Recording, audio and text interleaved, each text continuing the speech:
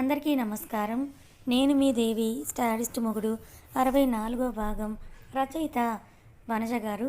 అభి pant పాకెట్లో ఉన్న phone ring అయ్యే సౌండ్కి ఫాస్ట్గా ఫోన్ తీసుకొని లిఫ్ట్ చేశాడు అయాన్. హలో అభి అని అటువైపు నుంచి కశ్యప్ పిలిచేసరికి, హలో మిస్టర్ అభిరామ్ మీన్స్ ఈ ఫోన్ పర్సన్ అని అభి సిచ్యువేషన్ ఎక్స్ప్లెయిన్ చేసేసరికి, ప్లీజ్ అండి నేను ఇప్పుడే బయలుదేరుతున్నాను, మీరెవరికి చెప్పొద్దండి అని చెప్తూనే అభి ఆఫీస్లో ఉండే తన మెడికల్ కిట్ని తీసుకొని హాస్పిటల్కి పరుగు తీశాడు కశ్యప్.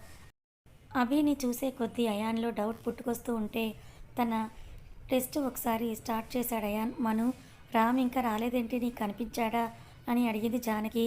నేను కిందకే కదా వదిన వెళ్ళొచ్చాను, అన్నయ్య నాకు కనపడలేదని చెప్పేసి అక్కడే ఉంది మానసి.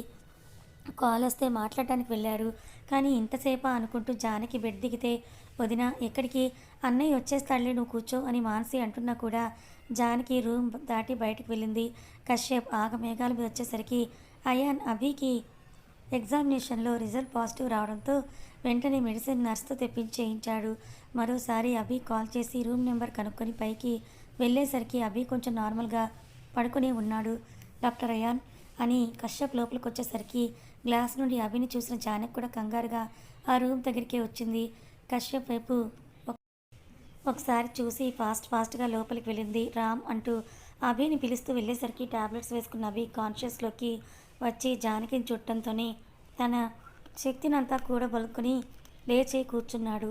రామ్, నీకేమైంది, ఈ రూమ్లో ఎందుకున్నావు అని ఆ పాటికే కలల్లో నీళ్లు తిరుగుతూ ఉంటే ఆందోళనగా అడిగింది జానకి. జాను, నాకేం కాలేదు, నువ్వు ఎందుకింత టెన్షన్ పడుతున్నావు అంటూ అభి లేచి జానకిని బెడ్పై కూర్చోబెట్టాడు. అప్పటి వరకు కామ్గా ఉన్న అయాన్ నోరు విప్పబోతుంటే వెంటనే అతని వైపు చూసి చెప్పొద్దన్నట్టుగా తలూపి సైగ చేశాడు కశ్యప్. ముందు అర్థం కాకపోయినా తర్వాత అర్థం చేసుకుంటూ సైలెంట్ అయిపోతే, డాక్టర్ అయాన్ అని అతని వైపు చూస్తూ, ఈయనకి ఏం జరిగింది అని అడిగింది జానకి. బెటర్ తను క్లియర్ చేయకపోవడమే అనుకుంటూ, నథింగ్ అమ్మా, జస్ట్ కాస్త కళ్ళు తిరిగాయేమో, కింద పడిపోతే ఇక్కడ కూర్చోబెట్టానని చెప్పి సూటిగా అబ్బి వైపే చూస్తూ ఉన్నాడు అయాన్. అంతే జాను, ఇంకేం లేదే, నువ్వు టెన్షన్ పడి నన్ను టెన్షన్ పెట్టకు అని చెప్పి జానకిని కిందకి దించి, మరి అన్నయ్య ఎందుకున్నాడు, ఎప్పుడు వచ్చాడని కశ్యప్ని చూస్తూ అడిగింది జానకి. కశ్యప్ను ఒకసారి చూసి అతను ఎందుకు వచ్చాడో అంచనా వేస్తూ, ఆఫీస్లో వర్కేం లేకపోతే నేను కూడా హాస్పిటల్కి వస్తా అని మారం చేస్తుంటే రమ్మన్నాలే. ఓ సరేనా, నా గురించి ఆలోచిస్తావు కానీ నీ గురించి మాత్రం అస్సలు పట్టించుకోవని చిన్నగా మందలిస్తూ జానకి ఇంకా డల్గా ఉంటే, నాకేం కాలేదు, ఈ కోపం మనీ పద, ఫస్ట్ ఇంకా రిపోర్ట్స్ రావడానికి టైం పడుతుందంట అని జానకిని అభి వాళ్ళు ఉన్న రూమ్కి తీసుకెళ్లేసరికి జానకిని ట్రీట్ చేస్తున్న డాక్టర్ విత్ నర్స్ అక్కడే ఉన్నారు. ఒక రిపోర్ట్ వచ్చింది మిసెస్ అభిరామ్, వాటర్ తక్కువ ఉన్నాయి, బేబీస్ని మూవ్ అవ్వడానికి కాస్త కష్టంగా ఉంది, సో సెలైన్ పెట్టాలని చెప్పి జానకి నీళ్ళు గుచ్చి బెడ్డెక్కిచ్చేసింది. ఆమె కళ్ళు మూసే వరకు ఉండి మనుని జానకి దగ్గర ఉంచేసి తను ఇందాక ఉన్న రూమ్కి వెళ్ళాడు అభి. సెలైన్ ఎక్కుతున్న హ్యాండ్ ఇంకా రెండు కళ్ళు కాస్త తిమ్మిరిగా అదో రకంగా ఉండేసరికి నిద్రకు కూడా వెల్కమ్ చెప్పి కళ్ళు మూసేసింది జానకి. ఈలోపు అక్కడ ఏం జరిగిందంటే, హలో బాస్, ఏంటి ఇంత సింపుల్గా అతని వైపుకి అబద్ధం చెప్పేశాడు, he is in danger. Doctor Kashyap వైపు ఒకసారి చూసి, వాళ్ళది బడా ఫ్యామిలీ అని అంచనా వేస్తూ, కాల్ మీ అయాన్ అని చెప్పి, ఎస్, ఎందుకు ఆవిడని మీరు ఇంకా మోసం చేస్తున్నారు, అతని హెల్త్ కండిషన్ గురించి చెప్పకుండా మీ ఫ్రెండ్ పరిస్థితి మీకు తెలిసే ఉంటుంది కదా అని అడిగాడు అయాన్ కాస్త కోపంగా. అవును డాక్టర్, తన గురించి మాకు తెలుసు, మాకు ముందే తెలుసు, కానీ ఏం చెయ్యలేని పరిస్థితిలో ఉన్నాం మేము. Okay sorry, I can understand, but ఆవిడ్ని ముందుగానే ప్రిపేర్ చేయడం మంచిదనిపిస్తోంది. లేటర్ తను చాలా డిప్రెస్ అవ్వచ్చు, ఈ కొంచెం టైంలోనే అర్థమైంది ఆవిడ తన మీద ప్రాణమే పెట్టేసుకుందని. అయాన్, కానీ ఇప్పుడు చెప్తే అభితో పాటు చనిపోవడానికి కూడా తను సిద్ధపడుతుంది, అందుకే అభి తనతో ఈ విషయం గురించి చెప్పకుండా హైడ్ చేశాడు. బట్ అది ఇంకా డేంజరస్ కదా, అసలు ప్రాబ్లం ఎలా స్టార్ట్ అయింది అని అయాన్ అడిగేసరికి అతని వెంక కాస్త అనుమానంగా చూశాడు కశ్యప్. చెప్పాలనిపిస్తేనే చెప్పండి అని అనగానే అయాన్ని చూస్తుంటే కాస్త నమ్మకం కలిగి అభి జానకిల లవ్ స్టోరీ యాస్టీస్గా చెప్పి తర్వాత వాట్ ఈస్ వాట్ అని పైపైన చెప్పాడు కశ్యప్. ఓ గాడ్, వెరీ టెరిఫిక్, అసలు వాళ్ళిద్దరూ హ్యాపీగా ఉన్నదే లేదు, బట్ అప్పుడే దూరం అవ్వాల్సి వస్తుందా అని అయాన్ అంటున్నప్పుడే లోపలికి వచ్చిన అభి, మరీ అంత జాలి మా మీద అవసరం లేదు mister. And thank for saving me అని చెప్పి, నిన్ను ఈ హాస్పిటల్లో ఎప్పుడు చూడలేదే అని అభి అడగటంతో, ఐఎమ్ నాట్ లోకల్, ఒక సర్జరీ ఉంటే అటెండ్ అవ్వడానికే వచ్చాను. From where? New Jersey అడగకుండా అక్కడి నుంచి వెళ్ళిపోయాడు అభి. మిస్టర్ అని కశ్యప్ వైపు అయాన్ చూస్తుంటే, హాయ్ ఐయామ్ కశ్యప్ అని చెప్పి, మా వాడు కాస్త అదో రకంలేండి, ఎవరితో అంతా మింగిల్ అవ్వడు త్వరగా. And you know one thing, Abhi తన గ్రాడ్యుయేషన్ అండ్ మాస్టర్స్ కూడా న్యూ జెర్సీలోనే కంప్లీట్ చేశాడు. ఓ అయాన్ చెప్పండి, మీరు కూడా ఒక డాక్టర్నే కదా, అభి గురించి ఆలోచించి ఒక సొల్యూషన్ కనిపెట్టొచ్చు కదా. అయాన్ అలాగే కశ్యప్ వైపు చూస్తూ ఉంటే, ప్లీజ్, వాడి ప్రాణంతో ముడిపడి ఒక పెద్ద కుటుంబమే ఉంది, వీడి ఊపిరే వాళ్ళందరికీ ఆయువు. జానకి అయితే నిజంగా పిచ్చిదైపోతుంది, ఇంకా కడుపులో ఉండే బేబీస్, ఒక రాజ్యమే రాజు లేకుండా కొలాప్స్ అయిపోతుంది. ప్లీజ్ అయాన్, నాకు కూడా బాధగానే ఉంది, but I am just a surgeon అని చెప్పి తనకి హాస్పిటల్ అలాట్ చేసిన రూమ్లోకి వెళ్ళిపోయాడు అయాన్. బాధగా అభి దగ్గరికి వెళ్ళాడు కశ్యప్. హాయ్ డాక్టర్, మీరు చేసిన సర్జన్ సక్సెస్ అయింది. ఓల్డ్ డాక్టర్ వచ్చి అయాన్కి చెప్పడంతో ఒక ప్రసన్నమైన చిరునవ్వు అతని పెదవుల మీద కదిలింది. డాక్టర్ అయాన్, మీరు కూడా హైదరాబాదీనే అని విన్నాం, ఎందుకు మీరు ఇక్కడ సెటిల్ అయిపోకూడదు? You will get a good name and fame and large amount అంటూ అయాన్ని పిలిపించిన డాక్టర్ ఆపోజిట్ చైర్లో కూర్చొని అడిగేసరికి, సారీ డాక్టర్, హైదరాబాదీ నేను ఒకప్పుడు, ఇప్పుడు నాకంటూ ఇక్కడ ఎవరు లేరు, ఐఆమ్ ఏ ఆర్ఫన్, అయితే న్యూ జెర్సీని వదలనంటారు అని కాస్త వెకిలిగా అంటాడు. అయాన్ని హాస్పిటల్లో పెట్టుకొని బాగా సంపాదించాలని అనుకుంటున్న ఆ డాక్టర్ అత్యాశ కాబోలు, అది నా పర్సనల్. అదే అదే అంటున్నా, పర్సనల్ మెంబర్స్ కూడా ఎవరో ఇక్కడే ఉన్నట్టున్నారు కదా, అందుకే ఇక్కడికి రావాలనుకోవడం లేదు. అంతే కదా మిస్టర్ అయాన్, మీకు పక్కన వాళ్ళ లైఫ్స్లో వేలు పెట్టడం అలవాటేమో, నాకు నా లైఫ్లో వేలు కాలు పెట్టిన విరిచి కట్టుకట్టి పెట్టడం అలవాటు అంటూ ఆ హాస్పిటల్ బ్యాడ్జ్ ఇంకా యాప్రాన్ అక్కడే వదిలేసి, నా డ్యూటీ అయిపోయింది అండ్ నా అవసరం ఇక్కడ రాదని అనుకుంటున్నా అని చెప్పి వెళ్ళిపోయాడు అయాన్. ప్యూర్ అయాన్, వయసులో ఉన్నాడు కానీ ఇచ్చిన ఆఫర్ని సద్వినియోగం చేసుకోవడం రాదు అనుకుంటూ స్టెప్ పట్టుకొని వెళ్ళిపోయాడు ఆ డాక్టర్. జాహ్నవి, నువ్వు టిఫిన్ చేసేయమ్మా, నేను గుడికి వెళ్ళొస్తాను. అత్తయ్య నేను కూడా రానా? కాస్త తలవంచి చిన్నగా అడిగింది జాహ్నవి. నువ్వా? జాహ్నవికి అలవాటు ఉందా అనుకుంటూ ఆశ్చర్యంగానే అడిగింది ఈశ్వరి. అంటే అత్తయ్య, కొంచెం పీస్ఫుల్గా ఉండడానికి మీకు ఇష్టం లేకపోతే రానులేండి. అయ్యో అలా కాదమ్మా, పద వెళ్దాం, కానీ ఇలా చుడిదార్లో అంటూ ఈశ్వరి జాహ్నవిని చూసి కాస్త నసిగేసరికి జాహ్నవి తనని తాను చూసుకుని, ఓకే అత్తయ్య, చీర కట్టుకుంటాను కానీ నాకు రాదని చెప్పింది.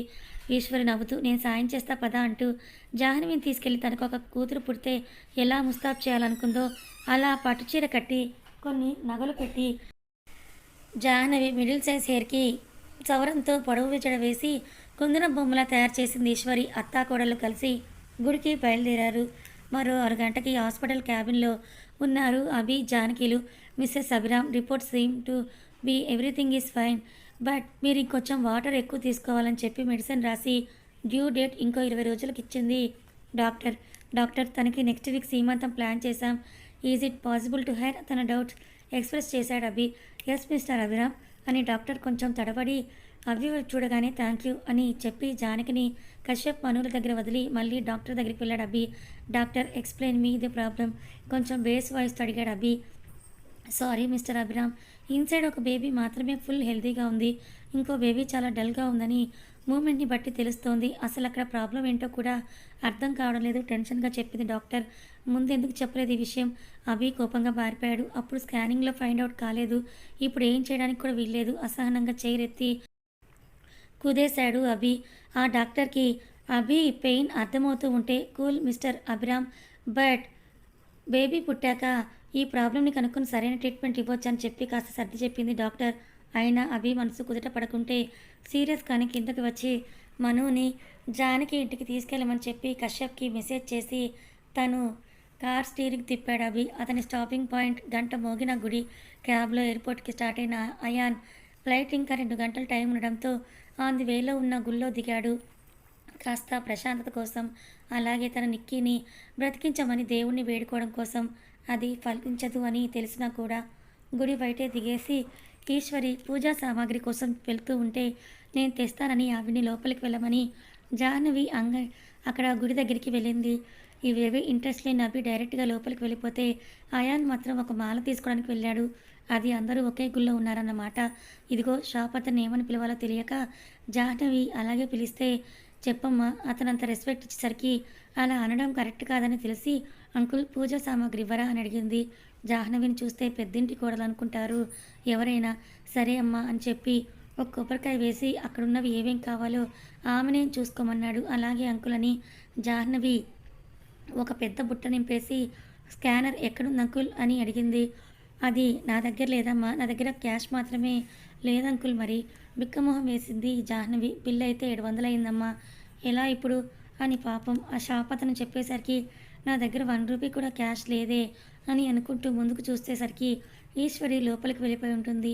వెళ్ళి డబ్బులు తీసుకురమ్మా అని షాప్ ఆయన అడిగితే, ఇచ్చేయండి రిటర్న్ వచ్చేటప్పుడు మా అత్తయ్యని అడిగిస్తానని జాహ్నవి అమాయకంగా అనేసరికి ఆమె చేతిలో నుండి బుట్ట లాగేసుకుని, వెళ్ళవమ్మా పొద్దున్నే భలే బేరం, ఇవన్నీ నగలు కాదా గిల్టువా, ఇలాంటివి ఇప్పుడు గుళ్ళలో కూడా మొదలెట్టారా అని విసుక్కుంటూ షాప్ అంకుల్ అనేసరికి, చూసి మాట్లాడు మిస్టర్ అని జాహ్నవి కూడా గొంతు పెంచేసరికి, గార్లాండ్ తీసుకుంటున్నాయా అని గొడవ కాస్త పెద్దదవుతుందనుకుంటూ దగ్గరికి వెళ్ళాడు. ఎక్స్క్యూజ్ మీ, ఆమె మళ్ళీ తెస్తానంటుంది కదా ఇవ్వండి, చాలా పొలైట్గా అన్నాడు అయాన్. అలా చెప్పండి అన్నట్టు ఎక్స్ప్రెషన్ ఇచ్చిన జాహ్నవిని చూస్తూ, మీరు కూడా టెంపుల్కి వచ్చే టైంలో క్యాష్ తెచ్చుకోవాలి మినిమం అయినా అని జాహ్నవి కూడా చెప్పాడు. ఏంటి బాబు మీరిద్దరూ తోడు దొంగలా అని ఆ షాప్ అతను వెటకారంగా అనేసరికి, మిస్ పూజకి ఇన్ని అగరబత్తీలు ఇన్ని పూలదండలు తీసుకొని అవసరం లేదు అంటే ఒక్కో టైప్ ఫ్లవర్ ఒక్కో మాల తీసుకున్నా అంటూ తులసి సంపంగి రోజాలు తమలపాకు చామంతి అన్నీ ఒక దండ తీసుకుంది పిచ్చిపాప. మోడల్స్ ఎన్నున్నా దేవుడికి ఒకటే తీసుకోవాలండి అని చెప్పి ఎక్స్ట్రా కర్పూరం ఎక్స్ట్రా అగరబత్తులు అన్నీ తీసేసి మాల ఏది తీసుకుంటారని అడిగాడు అయాన్. ఫ్రెష్ సంపంగుల మాల నాసికాన్ని తాకుతున్న స్మెల్కి అదని చెప్పడంతో అది ఓకే అని చేసి బిల్ మొత్తం 300 చేస్తానే ఇచ్చాడు అయాన్. షాప్ అంకుల్ ఇద్దరిని చూసి పక్కనేసిన సర్దుకుంటూ బిజీగా ఉన్నాడు. థ్యాంక్స్, లోపల మా అత్తయ్య ఉన్నారు, మీ మనీ ఇచ్చేస్తానని చెప్పి జాహ్నవి ముందే వెళ్ళిపోతే తనొక రోజుమాల తీసుకొని లోపలికి వెళ్ళాడు అయాన్. జాహ్నవి ఏంటమ్మా ఇంత లేట్? అంతలో పూజారి గారు రావడం చూసి అర్చన కోసం మొత్తం సామాగ్రి ఆయనకి ఇచ్చేసి ఆయన వెళ్ళాక జరిగిందంతా చెప్పింది జాహ్నవి. అవునా, ఆయన గుడికి వచ్చినప్పుడు మన సొంత డబ్బుతోనే తీసుకోవాలి, అతను ఉన్నాడేమో చూడు, మనీ ఇచ్చేసిరా వెళ్ళి అని ఈశ్వరి మనీ జాహ్నవి చేతిలో పెట్టబోతే అయాన్నే గర్భగుడిలోకి వచ్చేస్తూ ఉంటాడు. అత్తయ్య ఇతనే అని జాహ్నవి చిన్నగా చెప్పేసరికి తలెత్తి అయాన్ని చూసింది ఈశ్వరి. బాబు, తనని ఎవరో పిలుస్తున్నట్లుగా అనిపిస్తుంటే ఎవరో తెలియక అటు ఇటు చూసి ముందున్న జాహ్నవి పక్కన ఈశ్వరిని చూస్తాడు అయాన్. మా అమ్మాయి అని ఏదో చెప్తున్నంతలో పర్లేదమ్మా అని చెప్పి అయాన్ పూలమాల పూజారికి ఇస్తే ఈశ్వర్లో ఒక చిన్న గుండెదడ, కడుపులో మెలిక. అతని వైపు చూస్తూనే బీపీ లో అవుతుంటే జాహ్నవిని పట్టుకునే కింద